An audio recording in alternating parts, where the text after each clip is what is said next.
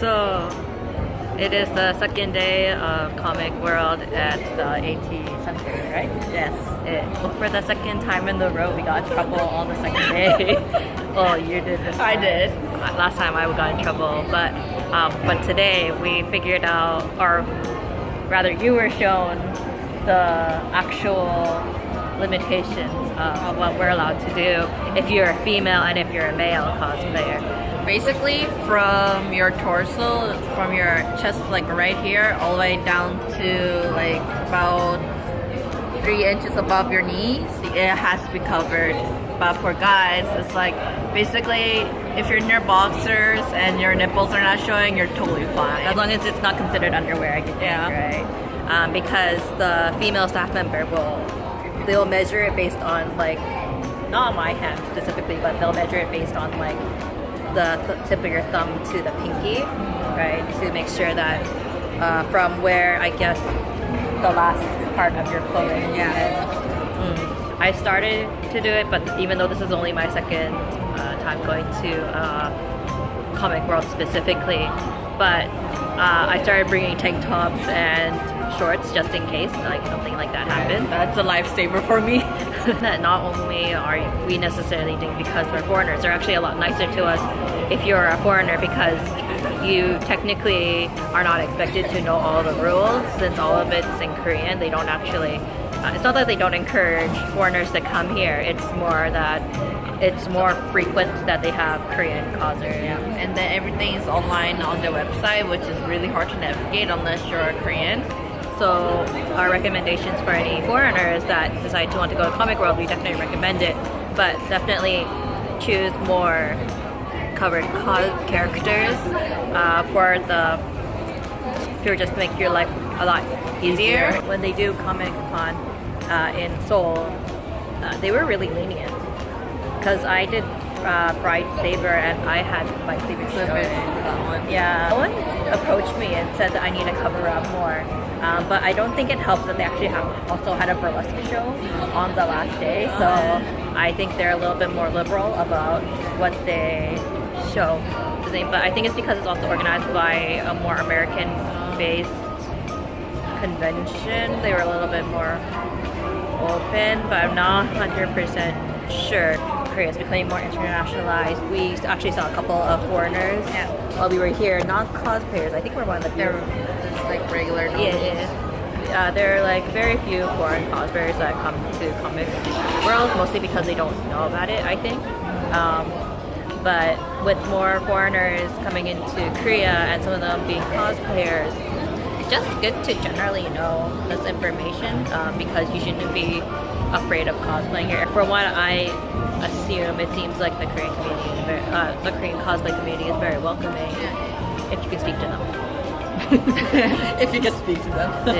It doesn't help that we're both very shy people at heart, so talking to people is very difficult for us. You meet a whole bunch of different people here if you can speak Korean and want to learn how to, or are practicing speaking Korean. They probably prefer it if you could speak Korean to them. But yes. So basically, to summarize this short vlog that I may or may not post because I'm lazy, don't be sexy at Comic World. Yes. Yes. Unless you want to risk the consequences of getting dinged. Because they will come up and talk to you. Can't speak Korean, they will be a bit nicer to you about it because they'll understand to some degree and they'll try to grab someone who can speak English in order to explain to you.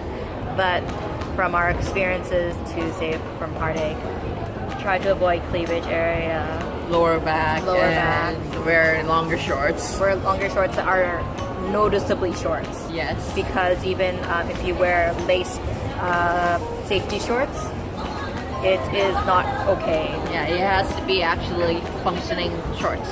And leggings, do they count? Not really. No. If it's like see-through, then they'll say no. If it's like the winter thick material, then they say it was okay. But if it's like see-through opaque, then they say no. That counts as like sexy.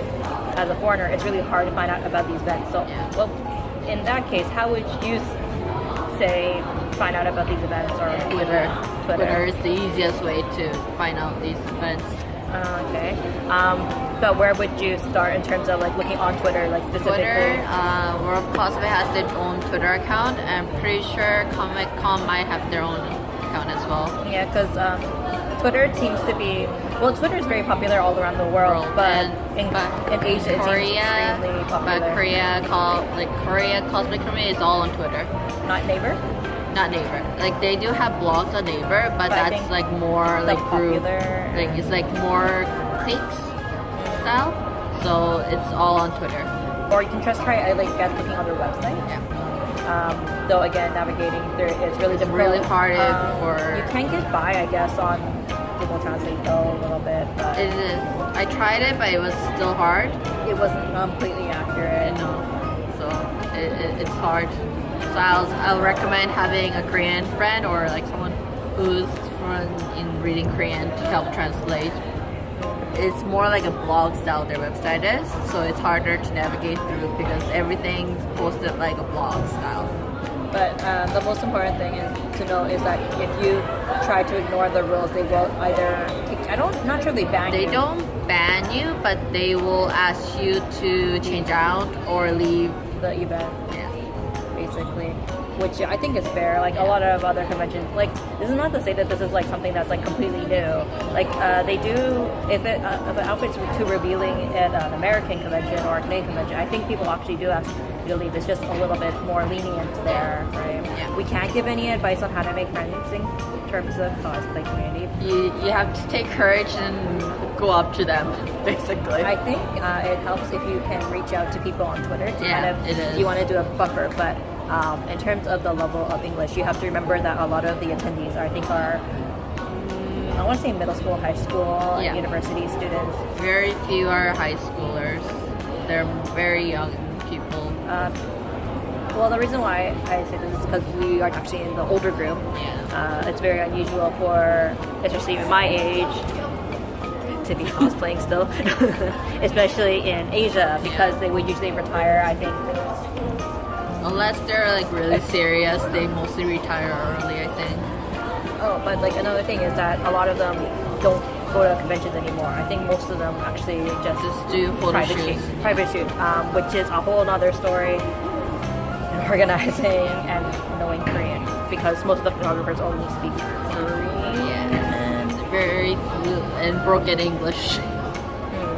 So basically, if you want to do anything cosplay related in Korea, try to learn Korean. Or, I mean, it's a good way to practice Korean, I guess, to try to find people to spend time with, make friends with, and develop relationships that way. Closing statements. Statement. Comic World's fun. We're getting old, but it's getting tiring. We're not sure how long we're going to continue going to conventions in general. I'm still really interested in going to conventions all over the world and to kind of like see it from the one thing about me, because I'm not a world-class cosplayer like some people, it's really interesting to see it from just a participant's perspective in terms of different conventions, because I do know that if you're a guest, you get kind of a different experience. It's really interesting to see the different style experience, the comic culture.